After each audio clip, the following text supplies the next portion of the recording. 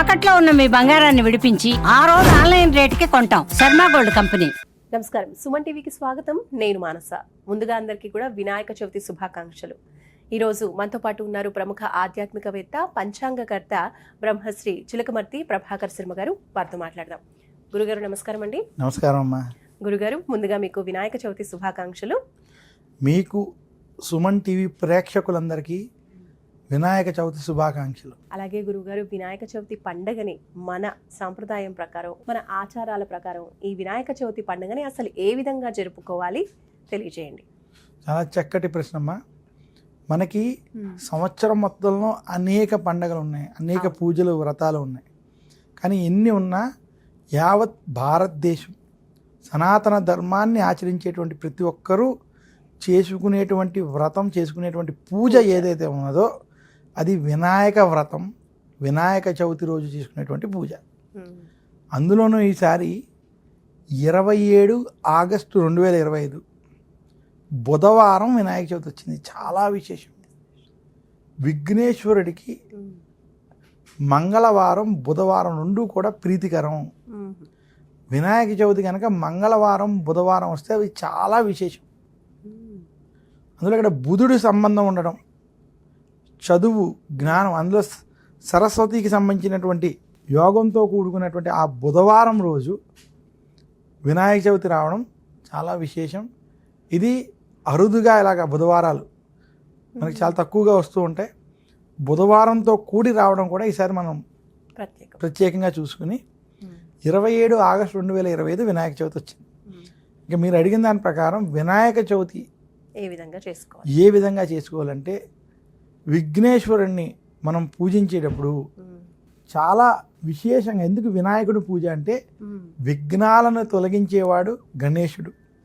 అందులో కూడా ఓం గణాన అంత్వా గణపతి గుమ్మవామహే కవింక వీణ ఉపమశ్రమస్తమం జ్యేష్ఠరాయం బ్రహ్మణాం బ్రహ్మణస్పత ఆనశృణ్వన్నోతిభిస్సాదనం శ్రీ మహాగణాధిపతయనం. అంటే గణాలకు అధ్యక్షుడు, గణనాథుడు. అసలు విఘ్నేశ్వరుడిని కనుక పూజించినట్లయితే సంవత్సరం మొత్తం విఘ్నాలు లేకుండా ప్రతి పనిలో విజయాలు, శుభాలు కలుగుతాయి. అందుకనే మన ఇంట్లో ఏ శుభకార్యం చేయాలన్నా వినాయకుని పూజ లేకుండా మనం శుభకార్యం చేయం. అందుకనే విఘ్నేశ్వరుడిని పూజించినట్లయితే ఆ సంవత్సరంలో ఏ పూజ ఒకవేళ చెయ్యకపోయినా, అది చెయ్యకూడదని కాదు, కానీ విఘ్నేశ్వరుని పూజ ఒక్కటి చేసినా వారికి ఇంట్లో అన్నీ మంచి జరుగుతాయి, కష్టాలు ఉండవు. అందుకనే వినాయక పూజ చేసుకోవడం సాంప్రదాయం. మరి గురుగారు, వినాయక చవితికి చక్కగా పూజ అంటే ముందుగా గుర్తొచ్చేది వినాయక విగ్రహాలు. చాలామంది రకరకాల విగ్రహాలు తెచ్చిపెట్టుకుంటూ ఉంటారు. చక్కగా ఈ నవరాత్రులు అన్నీ కూడా పూజ చేసుకుంటూ ఉంటారు. మరి ఎలాంటి విగ్రహాన్ని ప్రతిష్ఠించుకుని పూజ చేసుకోవడం అనేది శ్రేయస్కరం అంటారు? చాలా ఇది విశేషమైనటువంటి ప్రశ్న. అసలు వినాయక చవితిలో మనకి నిగూఢమైన కొన్ని విషయాలు ఉన్నాయి. అది వినాయక విగ్రహంతో మనకు తెలుస్తుంది. ఎందుకంటే ఇంటిలో ఎవరైతే విఘ్నేశ్వరుడిని పూజించుస్తున్నారో, లేదా ఎక్కడైనా మండపాలు వంటివి పెడుతున్నారో, వారు ఆలోచించాల్సిన విషయం ఏంటంటే ఎంత చిన్న విగ్రహం ఉంటే అంత మంచిది. చిన్న విగ్రహం ముఖ్యంగా ఇంటిలో అయితే పూజ చేసుకున్నప్పుడు అరచేతిని మించకుండా ఉన్నటువంటి విగ్రహాన్నే ఉపయోగించాలి. ఎందుకంటే ఎంత విగ్రహాన్ని పెడితే అంత అనుష్ఠానము, అంత క్రతువులు, అంత పూజ, అంత నిష్ఠ, అంత హోమాలు వంటివి చెయ్యాలి. అలాగే అంత నివేదన వంటివి సమర్పించాలి. అవి మనకి ఇంటిలో అవి సాధ్యపడవు. కాబట్టి ఎట్టి పరిస్థితుల్లో అరచేతిని మించకుండా ఉండేటువంటి విగ్రహాన్ని పూజించాలి. ఒకటి. రెండోది, అసలు వినాయక చవితి భాద్రపద మాసంలో వస్తుంది. భాద్రపద మాసంలో నదులు, తటాకాలన్నీ వర్షపు నీటితో నిండిపోయి ఉంటాయి.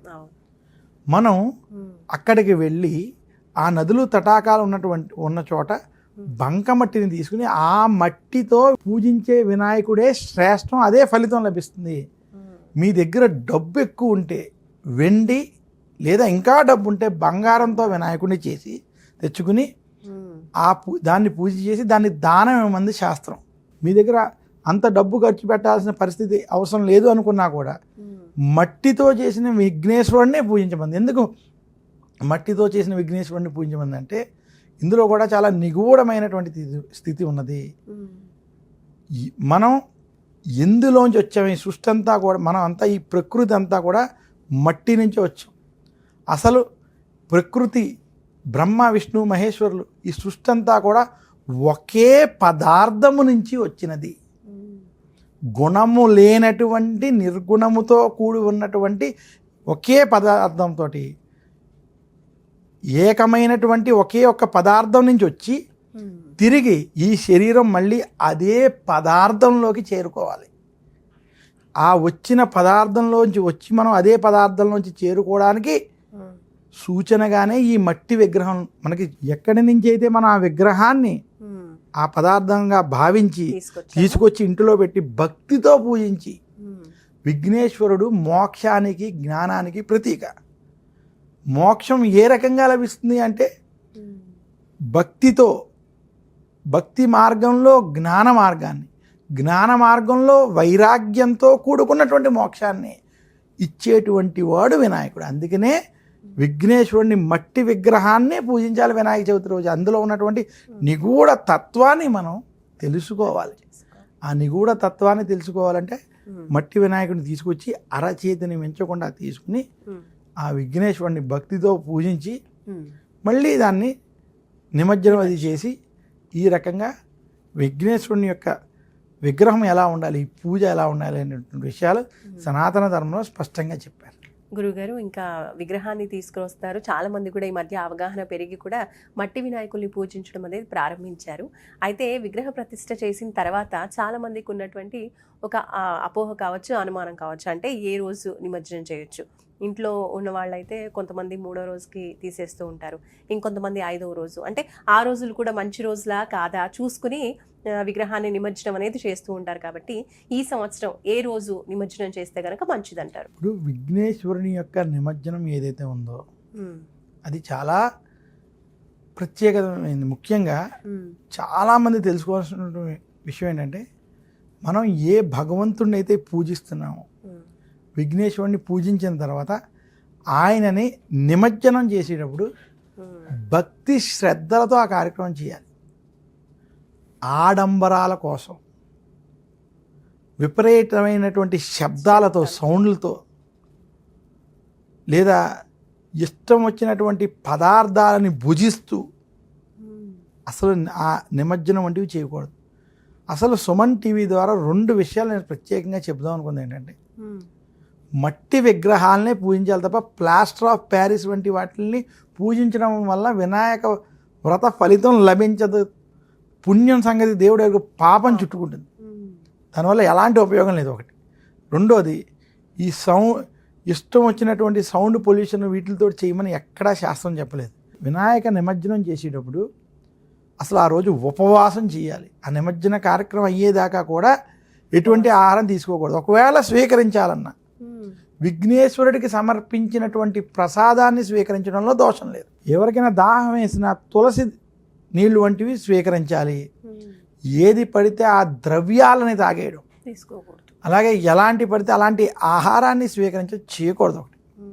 2, విఘ్నేశ్వరుణ్ణి నిమజ్జనం చేసేటప్పుడు భక్తి శ్రద్ధలతో విఘ్నేశ్వరుని నామస్మరణతో, ఓ వినాయకాయ నమః, ఏకదంతాయ నమః, స్కందపూర్వజాయ నమః అని ఏదో ఒక నామాలతో ఆయన నామస్మరణం చేస్తూ భక్తి శ్రద్ధలతో విఘ్నేశ్వరుని నిమజ్జనం చేయాలి.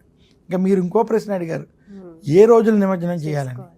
విఘ్నేశ్వరుని నిమజ్జనానికి 3, 5, 7, 9 ఈ సంఖ్యలో, కొంతమంది 11 కూడా చేస్తారు. ఈ రకంగా ఈ సంఖ్యలో కొన్ని ప్రాంతాల్లో 21 రోజులు పెట్టేటువంటి ఆచారం ఉంది. అది కూడా కానీ ఇలా ఈ సంఖ్యలలో విఘ్నేశ్వరుని నిమజ్జనం చేయమని శాస్త్రం. అందులోనూ మంగళవారాలు, శుక్రవారాలు వద్దని కొన్ని ప్రాంతాలలో నమ్ముతూ ఉంటారు, అభిప్రాయం ఉన్నది. దాన్ని కూడా పాటించడంలో ఎలాంటి దోషం లేదు. అయితే 3, 5, 7 కొంతమంది ప్రయాణాల రీత్యా, కొన్ని వారి వృత్తి ఉద్యోగ కారణాల వల్ల అలాంటి పరిస్థితి లేనప్పుడు ఆలోచించుకుని చేసుకోవాలి. కానీ ఉత్తమంగా చూసుకున్నట్లయితే 3, 5, 7, 9 వంటి రోజుల్లో విఘ్నేశ్వరుని నిమజ్జనం చేయడం మంచిది, శాస్త్ర సమ్మతం. అందులో ఎలాంటి దోషం లేదు. దీంతో పాటు విఘ్నేశ్వరుని నిమజ్జనం చేసేటప్పుడు మాత్రం భక్తి శ్రద్ధలు ముఖ్యం తప్ప ఆడంబరాలు లేకుండా చేయాలి. అలాగే మట్టి వినాయకుడిని మాత్రమే నిమజ్జనం చేయాలి. ఈ నిమజ్జనంలో ఇంకొక విధానం కూడా ఉన్నది. ఎక్కడైనా సముద్రం ఉన్నా, తటాకాలు ఉన్నా, గంగా, గోదావరి, కృష్ణ, కావేరి వంటి పుణ్యనదులు ఉన్నా ఆ ప్రాంతాల్లో చేయడం శుభం, మంచిది, ఎలాంటి దోషం లేదు. ఎవరికైనా నదులు కానీ తటాకాలు కానీ ఆ ప్రాంతాలు లేనటువంటి వాడు ఉంటారు అనేక మంది. ఇప్పుడు హైదరాబాద్లో ఉన్నాం. అలాంటి వారికి వినాయకుడిని నిమజ్జనం చేసేటప్పుడు మీరు ఇంటిలో ఏదైనా కొత్త కుండలో కానీ లేదా బకెట్లో కానీ బిందెలో కానీ శుద్ధ జలాలను తీసుకుని కొంచెం పసుపు కుంకుమ అందులో వేసి ఈ యొక్క మట్టి విఘ్నేశ్వరుణ్ణి అందులో పూర్తిగా కలిసిపోయేదాకా నిమజ్జనం చేయడం. చేసిన తర్వాత ఆ నీటిని కొంచెం తులసి మొక్కకి లేదా కొబ్బరి మొక్కలకి లేదా ఏదైనా చెట్లకి చేయడం. ఈ రకమైనటువంటి సాంప్రదాయాన్ని కూడా పాటించడంలో దోషం లేదు. ఇక్కడ నిమజ్జనం అంటే భక్తితోటి ఏ పదార్థం ఎక్కడి నుంచి వచ్చిందో తిరిగి అక్కడికే చేరుకోవాలనేటువంటి తత్వాన్ని దృష్టిలో పెట్టుకుని మనం ఆచరించడం చేత విఘ్నేశ్వరుని యొక్క కృపకి పాత్రలు అవుతాం. గురుగారు, మరి ఈ వినాయక వ్రతం అనేది ఎవరు చేసుకోవాలి, ఎలా చేసుకోవాలి, అలాగే చదువు కోసం విద్యార్థులు ఎక్కువగా ఆరాటపడుతూ ఉంటారు కాబట్టి చక్కని చదువు రావాలి అంటే విద్యార్థులు ఈ 11 రోజులు కూడా వినాయకుడిని ఏ విధంగా ప్రార్థించవచ్చు తెలియజేయండి. విఘ్నేశ్వరుని పూజ అసలు ఎవరు చేయాలి, ఎందుకు చేయాలి అంటే విఘ్నేశ్వరుడు గణాధ్యక్షుడు ఇవన్నీ కాసేపు మనం పక్కన పెడితే ఏ వ్యక్తికైనా ఇంటిలో సమస్యలు అధికంగా ఉన్నాయి, ఏ పని చేసినా అందులో ఆటంకాలు ఎదురవుతున్నాయి, ఆ పని పూర్తి అవ్వట్లేదు, లేదా ఇంటిలో అప్పుల బాధలు అధికంగా ఉన్నాయి, వివాహం సమయానికి అవ్వకపోవడం, వివాహం ఆలస్యం అవ్వడం, లేదా వివాహం అయిన తర్వాత భార్యాభర్తల మధ్య అన్యోన్యత లేకపోవడం, గొడవలు అధికంగా ఉండడం, సంతానం కలగకపోవడం లేదా సంతానం కలిగిన తర్వాత వారి ఆరోగ్య విషయాల్లో, చదువు విషయాల్లో ఇబ్బందులు ఏర్పడడం, ఇలాంటి సమస్యలు ఉన్నవారు ఏ వ్రతం చేస్తే ఆ సమస్యల నుండి బయటపడచ్చు అనేటువంటి ప్రశ్న వేసుకుంటే దానికి సరైన సమాధానం వినాయక వ్రతం. వినాయక వ్రతాన్ని ఆచరించడం చేత ఇటువంటి సమస్యలు తొలగుతాయి. రెండోది, వినాయక వ్రతం చేసేటప్పుడు వినాయక వ్రత కథ చాలా ముఖ్యమైనది. ఈ వ్రత కథలో కూడా పిల్లలకి ఆహ్లాదకరమైనటువంటి స్ఫూర్తితో కూడుకున్నటువంటి అనేక కథలు ఉన్నాయి. ఇవన్నీ చదవడం చేత, వినడం చేత వాళ్ళకి స్ఫూర్తిదాయకమైనటువంటి విషయాలు తెలుస్తాయి. ఇదే కాకుండా శమంతకమణి యొక్క కథని వినాయక చవితి రోజు ఖచ్చితంగా చెప్పుకోవాలి. నీలాపనిందలు ఏవైతే ఉన్నాయో అటువంటివి మన మీద అపనిందలు కూడా పడతాయి. ఎందుకంటే మనం ఈ సమాజంలో సరిగ్గా ఉన్నా కూడా కొన్ని సందర్భాల్లో మనకి తెలిసి కానీ తెలియక కానీ జరిగినటువంటి విషయాల ద్వారా ఇబ్బందులు, ఆటంకాలు కూడా వస్తాయి. అలాంటి ఆటంకాలు కూడా రాకూడదు అనేటువంటిది వినాయక వ్రతంలో చెప్పేటువంటి విషయం. మనకి సంబంధించినటువంటి ఆ కథని చెప్పుకొని అక్షంతలు కూడా తీసుకోవాలి. వినాయక వ్రత కథలు కూడా మనం చూసినట్లయితే పూర్వం గజాసురుడు అనేటువంటి రాక్షసుడు ఉండేవాడు. ఆయన పరమ శివభక్తుడు. ఈశ్వరుని కోసం తపస్సు చేసి ఆయన నా ఉదరంలోనే ఉండాలని వరం తీసుకోవడం. అప్పుడు ఈశ్వరుడు ప్రత్యక్షమై ఆయనకి ఆ వరాన్ని ఒప్పుకుని తన ఉదరంలోనే ఉండడం. కైలాసంలో లేనటువంటి శివుడిని చూసి ప్రమదగణాలు మొత్తం నంది అంతా బాధపడుతూ పార్వతీ అమ్మవారు అయితే తల్లడిల్లడం. అప్పుడు ఎలాగైనా శివుడిని కైలాసానికి తీసుకురావాలని వారంతా వెళ్ళి పార్వతీదేవి వెళ్ళి శ్రీ మహావిష్ణువుని బ్రహ్మదేవుని ప్రార్థించగా వారు నందిని గంగిరెద్దుగా వేషం వేసి విష్ణువు బ్రహ్మదేవుడు కూడా గంగిరెద్దుని ఆడించేవారిగా తయారయ్యి విచిత్రమైనటువంటి ఆటలతో ఆ గజాసురుడి వద్దకు వెళ్ళి అతన్ని ఆనందింపజేయడం. ఇప్పుడు గజాసురుడు మీకు ఏం వరం కావాలో కోరుకోండి, ఆ వరాన్ని ఇస్తాను అనగా ఇది శివుడి ముందు ఉండేటువంటి నంది, ఆ నందికి ఆ శివుడు కావాలి, అందువల్ల మా శివుడిని మాకు ఇవ్వాలనేటువంటి వరాన్ని అడగగా తనకి మృత్యు వచ్చిందని తెలిసి సరే అని శివుడిని వారికి అప్పచెప్పడం. అలా ఇచ్చినప్పుడు శివుడు తన యొక్క ఉదరాన్ని చీల్చుకుని బయటికి రాగా ఈశ్వరుణ్ణి నా యొక్క శరీర చర్మం నువ్వు ఎప్పుడూ ధరించాలని, నా యొక్క గజముఖం ఏదైతే ఉన్నదో ఇది ప్రతి ఒక్కళ్ళు ప్రార్థించేటువంటి విధంగా ఉండాలనేటువంటి వరాల కోరగా తదాస్తు అని చెప్పి ఆ యొక్క గజాసురుడు చనిపోయిన తర్వాత ఆ యొక్క ముఖాన్ని తీసుకుని కైలాసానికి శివుడు వెళ్ళినటువంటి ఇది మొట్టమొదటి వినాయక వ్రత కథ. ఇది ఖచ్చితంగా తెలుసుకోవాలి. దీనితో పాటు ఆ యొక్క ముఖాన్నే పార్వతీదేవి శివుడు వస్తున్నాడనేటువంటి ఆనందంతో స్నానం చేస్తూ తన ఒంటి మీద పెట్టుకున్నటువంటి నలుగుతో ఒక బాలుడిని చేయడం, ఆ బాలుడు శివుణ్ణి అడ్డగించడం, వారి మధ్య చిన్న వాదన జరిగి శివుడు తన త్రిశూలంతో తన యొక్క శిరస్సుని నరకడం, తర్వాత పార్వతీదేవి దగ్గరికి వెళ్ళాక విషయం చెప్పిన తర్వాత ఆవిడ బాధపడి మన కుమారుడనే చెబితే అతనికి గజముఖాన్ని అంటించడం, అలా వినాయకుడి యొక్క జననం జరిగిన భాద్రపద మాస శుక్లపక్ష చవితి రోజు విఘ్నేశ్వరుని యొక్క జననం జరిగినటువంటి రోజు కనుక అందుకనే వినాయక చవితి అయింది. అందుకనే వినాయక పూజ చేసి ఈ వ్రత కథలన్నీ కూడా మనం తెలుసుకోవాలి. ఇదే కాకుండా శమంతకమణికి సంబంధించినటువంటి కథ కూడా తెలుసుకోవడం. పూర్వం సత్రాజిత్ అనేటువంటి రాజు ఉండేవాడు. ఆ సత్రాజిత్తు రాజు వద్ద శమంతకమణి ఉండేది. శ్రీకృష్ణుడు లోక కళ్యాణం కోసం ఆ యొక్క మణిని ఇమ్మండం, నేను ఇవ్వను, ఇది నేను కష్టపడి సంపాదించుకున్నదని చెప్పడం, సరే అని వదిలిపెట్టడం. అప్పుడు సత్రాజిత్తుడు యొక్క సోదరుడికి ఆ మణి ఇవ్వగా అతను అడవిలోకి వెళ్ళగా అతను ఒక సింహం చంపి ఆ చంపినటువంటి సింహం ఆ మణిని తీసుకువెళ్తుండగా దాన్ని చూసి ఒక బల్లూకం ఆ సింహాన్ని చంపి దాన్ని తీసుకెళ్ళి తన గుహలో ఉంచడం. ఆ బల్లూకం జాంబవంతుడు కాగా తన యొక్క కుమార్తెకి ఆ యొక్క మణిని ఇవ్వడం. అప్పుడు శ్రీకృష్ణుడు మీద ఈ నీలాపనింద రావడం. అది కూడా ఎందుకంటే కృష్ణుడు ఆ రోజు చంద్రుడిని చూడడం వల్ల పాలలో చూడడం చేత ఈ నీలాపనిందలు వచ్చి అప్పుడు ఆయన సత్రాజిత్ తమ్ముడిని పట్టుకోవడానికి అని అడవిలోకి వెళ్ళడం, చనిపోయిన విషయాన్ని చూడడం, ఆ సింహం జాడల దగ్గర నుంచి ఆ బల్లూక జాడల దగ్గర నుంచి వెళ్ళి కొన్ని రోజుల పాటు జాంబవంతుడితో యుద్ధం చేసి శమంతకమణిని జాంబవతిని పెళ్లి చేసుకోవడం వంటివి జరగడం. ఈ కథ అంతా కూడా వినాయక వ్రత సందర్భంగా పిల్లలకి తెలియజేసి అక్షంతలు వేసుకోవాలి. ఈ కథ విన్న వారికి విఘ్నేశ్వరుడు యొక్క అనుగ్రహం చేత శుభాలు కలుగుతాయి, లీలాపనిందలు ఉండవు అనేటువంటిది కూడా సనాతన ధర్మంలో చెప్పినటువంటి విశేషమైన అంశాలు. అలాగే గురుగారు, వినాయక పూజ సమయంలో పిల్లలకు సంబంధించినటువంటి కొత్త పుస్తకాలు, పెన్సిల్స్ ఇవన్నీ కూడా పూజలో ఉంచి పూజ చేస్తూ ఉంటారు. ఖచ్చితంగా అమ్మా, ఎందుకంటే ఏ పనిలోనూ విఘ్నం రాకూడదంటే పిల్లలకి చదువులో, చక్కగా వ్యాపారస్తులకి వ్యాపారంలో, ఉద్యోగస్తులకి ఉద్యోగంలో రాకూడదంటే అందరూ కూడా పుస్తకం పెన్ను లేకుండా ఏ పని అవ్వదు. కాబట్టి అవన్నీ కూడా అందులో సరస్వతీ కటాక్షం రావాలంటే విఘ్నేశ్వరుడు సరస్వతి కలిపే ఉంటారు. అలాంటి సరస్వతి కటాక్షం, లక్ష్మీ కటాక్షం కూడా కలగాలి అంటే విఘ్నేశ్వరుడు వద్ద వినాయక చవితి రోజు కనుక ఇవి పెట్టుకున్నట్లయితే వారికి చదువు బాగా వస్తుంది. ఎందుకంటే జ్ఞానానికి, బుద్ధికి విఘ్నేశ్వరుడు ప్రదాత. దానికి ఉదాహరణ కూడా చెప్తారు.